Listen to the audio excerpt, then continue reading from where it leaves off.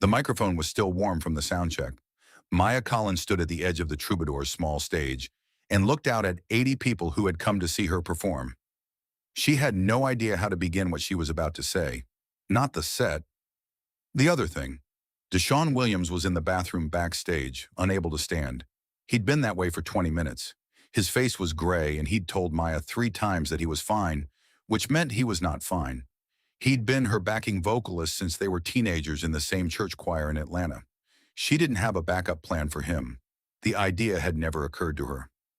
David Park was sitting at table 6 with a glass of water and an expression that suggested he had somewhere more important to be. He was 44, senior A&R director at Epic Records, and someone whose opinion he trusted had said Maya was worth the drive. He had 90 minutes.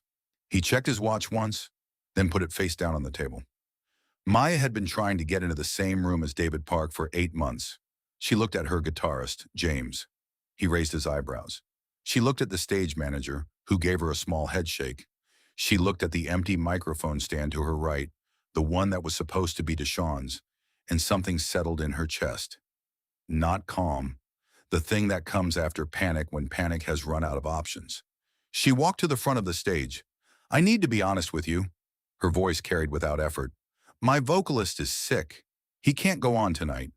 She paused. Not for drama, just because the next sentence was hard to say out loud in front of 80 strangers, and the one man from Epic Records she'd been trying to reach since last spring. "I'm not going to cancel, but I need to ask something I've never asked before."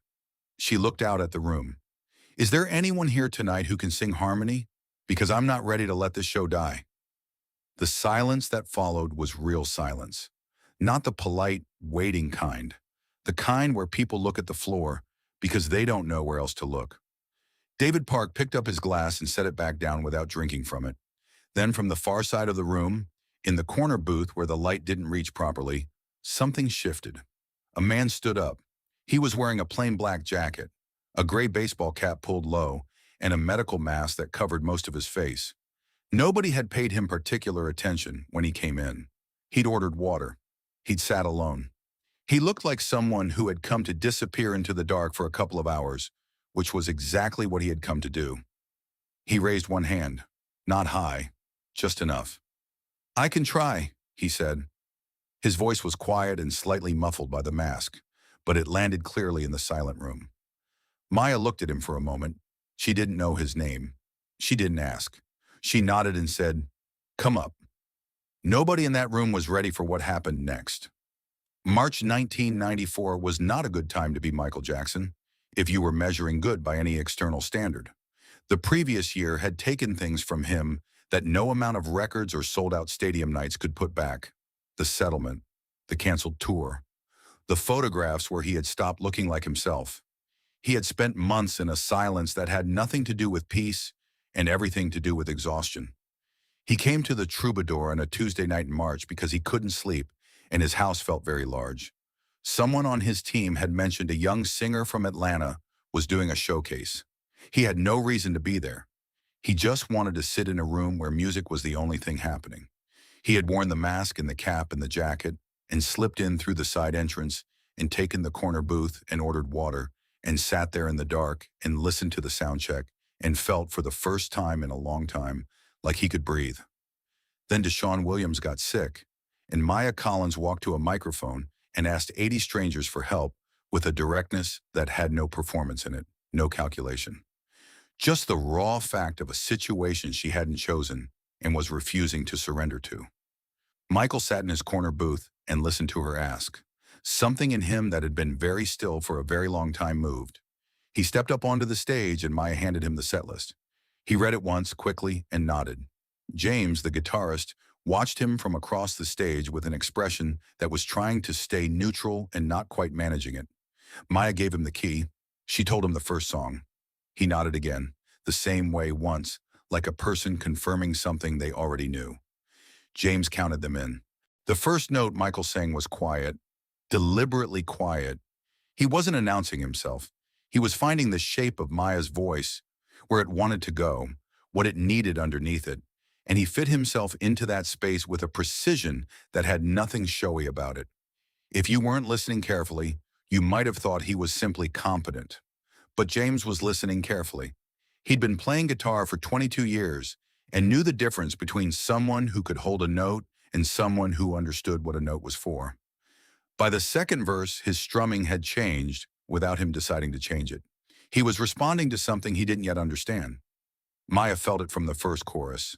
She had performed this song 60 times. She knew every place it dragged, every place it wanted more than she could give alone. But tonight the chorus arrived and something underneath her voice caught it. Not louder, not more. Just right. Like the difference between flat ground and solid ground.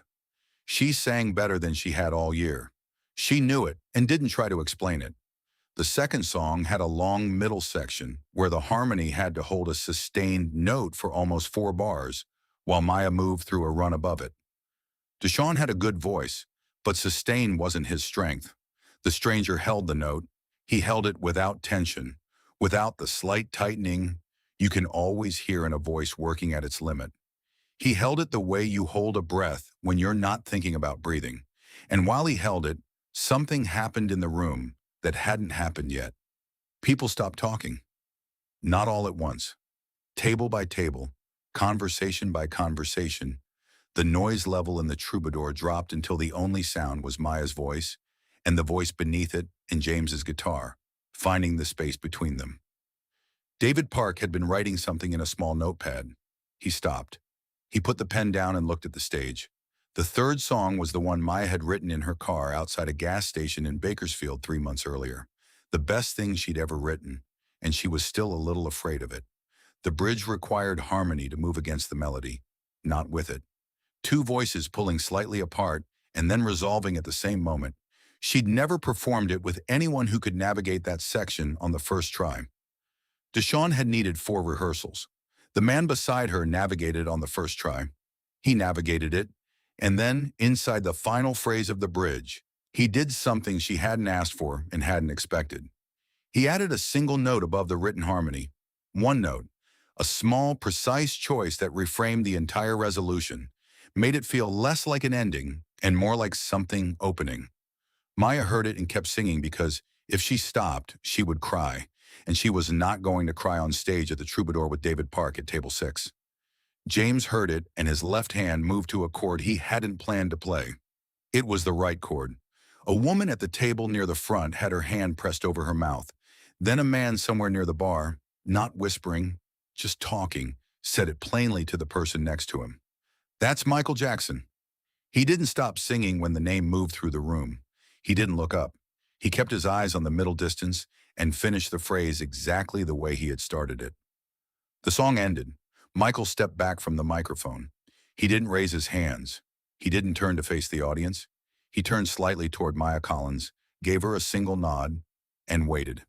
As if to say, "This is your stage, not mine." The room came apart. Not the polished, orchestrated noise of a concert crowd, something messier and more real. People on their feet who hadn't decided to stand up. A woman near the back laughing and crying at the same time, without seeming to notice either. The bartender standing still with a towel in his hand, doing nothing with it. David Park crossed the room quickly. He reached the stage and looked up at Maya first. That was the thing she remembered afterward, that he looked at her first. Michael had already stepped back. He was removing the mask slowly, and the people nearest the stage went quiet as they saw his face for the first time. He looked tired, like a man who needed to be somewhere that didn't cost him anything. Maya didn't say anything about what he had just done. She didn't have the words yet. She said, "Thank you." Plain, direct. Michael looked at her. "You wrote that last song." "Yes. The bridge." He paused. "Don't change it." They sat at the side of the stage afterward. Michael didn't talk about himself. He asked James what he'd been listening to. He asked Maya where the bridge had come from. When she told him about the gas station in Bakersfield and the light that afternoon and what she'd been feeling that she couldn't say any other way, he was quiet. Then he said, "That's the only reason any of it works, when you can't say it any other way." He stayed for 35 minutes. Before he left, he took a folded piece of paper from his jacket pocket and placed it on the table in front of Maya. He didn't explain what it was. He stood up, replaced the cap and the mask, and walked toward the side exit the same way he had come in. Quiet, unhurried. A man who had done what he came to do and didn't need to make anything more of it. The side door closed behind him. Maya looked down at the piece of paper. She unfolded it carefully. A short note, handwritten, not signed with anything elaborate. She read it once. Then she folded it back along the same creases and put it in the front pocket of her jacket. She didn't show it to anyone that night. She didn't show it to anyone for a long time. David Park signed Maya Collins to Epic Records the following week. Her first album came out in 1995. The bridge on the third song was unchanged. James went on to produce records in Los Angeles for 25 years. He kept a photograph on the wall of every studio he worked in, not of Michael Jackson, of Maya at that microphone, alone, before anyone stepped forward. He said it was the bravest thing he ever saw a person do on a stage. Maya Collins performed for 28 years. She never told the full story publicly until 2019. When the interviewer asked what Michael had written on that piece of paper, she was quiet for a moment, in the way people are quiet when they're deciding whether something belongs to them or to everyone. Then she said, "He wrote that music was the only place left where he felt like himself, and that watching me ask a room full of strangers for help made him remember something he had forgotten." She paused. He said standing up that night was the hardest thing he'd done in years. She looked at the interviewer. He wasn't talking about my show. He was talking about himself. He stood up for himself that night, not for me. Michael Jackson walked into the Troubadour in March 1994, wearing a mask, and sat alone in a corner booth, and ordered water and asked for nothing from anyone. He walked out the same way. Nobody who saw him come in knew who he was. Nobody who saw him leave forgot it. Sometimes the most important thing a person does is stand up in a quiet room and say they'll try. If this story moved you, share it with someone who still believes in showing up. And tell us in the comments, have you ever stepped forward when it would have been easier to stay seated?